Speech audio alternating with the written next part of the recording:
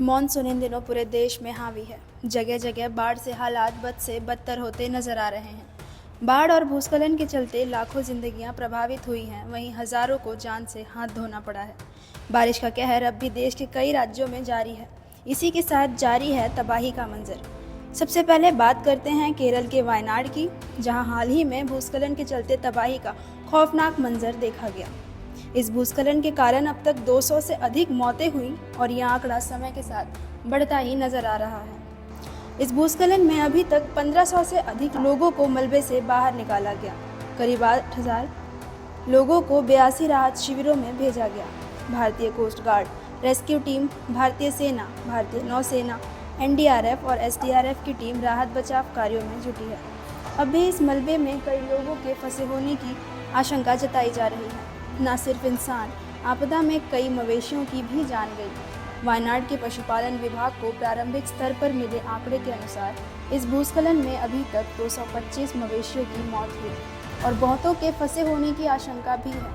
राहत बचाव कार्यों के अलावा केंद्र सरकार ने भूस्खलन में जान गंवाने वाले परिवारों को 2 लाख रुपए मुआवजा और घायलों को 50,000 मदद देने की घोषणा की है। इसके बाद बात करते हैं उत्तर भारत की, जहां हालात कमोबेश ऐसे ही बने हुए हैं। हिमाचल प्रदेश में बारिश के कहर के बीच शिमला के कई इलाकों में बादल फटने से तबाही मची है, जिसमें अभी तक 5 मौतें हुई हैं और 50 से ज़्यादा लोग लापता बताए जा रहे हैं। एसडीआरएफ की टीम राहत बचाव कार्यों में जुटी है। नदियों में उफान के चलते गाँव के गाँव डूब गए हैं। 20 से ज़्यादा इमारतें जमींदोज हो गई हैं। बाढ़ के चलते लोग अपने ही घरों से बेघर होने को मजबूर हैं।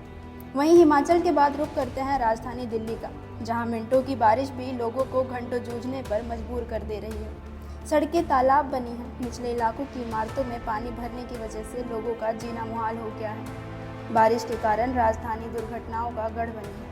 वहीं इमारतों की छत गिर जाती है तो कहीं सड़कें कुएं का रूप लेते नजर आती हैं। इतना ही नहीं, बारिश के कारण राजधानी के एयरपोर्ट की छत भी ढह गई। लगातार हो रही बारिश में दिल्ली वालों की जिंदगी अस्त व्यस्त हो गई है। दूसरी ओर बात करें राजस्थान की, तो यहाँ जयपुर में दिल्ली के राजेंद्र नगर जैसा ही मामला देखने को मिला। यहाँ बिल्डिंग के बेसमेंट में पानी भरने के कारण बच्चे समेत 3 की जान चली गई। बाढ़ से हालात बेहद खराब हैं। उत्तर भारत ही नहीं, पूर्वोत्तर राज्यों में भी मंजर कुछ ऐसा ही है। बाढ़ के चलते आसाम में 50 से ज़्यादा लोगों की जान गई। करीब 16 लाख से ज़्यादा लोग इस बाढ़ से प्रभावित हैं। इसके अलावा बिहार, झारखंड के कुछ इलाकों में बाढ़ से तबाही मची हुई है। अब बात करते हैं महाराष्ट्र की, जहां बारिश का कहर लगातार जारी है। भारी बारिश के साथ साथ कई जगहों पर भूस्खलन की घटनाओं में लाखों लोगों की जिंदगियां तबाह हो गईं। मुंबई, पुणे के कई इलाकों में पानी ने कहर बरपाया है। हफ्तों से हो रही लगातार बारिश के कारण मुंबई और पुणे की सड़कों से लेकर नदी नालों तक पानी ही पानी नजर आ रहा है। बारिश के कारण पूरे देश में कोहराम मचा है। उत्तर से दक्षिण तक हालात लगभग एक जैसे ही बने हुए हैं। जम्मू, उत्तराखंड, हिमाचल, गुजरात, राजस्थान, बिहार, महाराष्ट्र, आसाम, केरल, इन राज्यों में तबाही साफ नजर आ रही है। इसके अलावा अन्य राज्यों में भी स्थिति इससे काफ़ी अलग नहीं है। राष्ट्रीय आपदा प्रबंधन प्राधिकरण के आंकड़ों के अनुसार भारत में औसतन हर साल बाढ़ के कारण 75 लाख हेक्टेयर ज़मीन प्रभावित होती है। 1600 लोगों की जान जाती है और फसलों, घरों और जन सुविधाओं को 1805 करोड़ रुपए का नुकसान होता है। साल 1977 में बाढ़ में जान गंवाने वालों की अधिकतम संख्या 11,316 थी और हर साल लगभग ऐसा ही आंकड़ा देखने को मिलता है।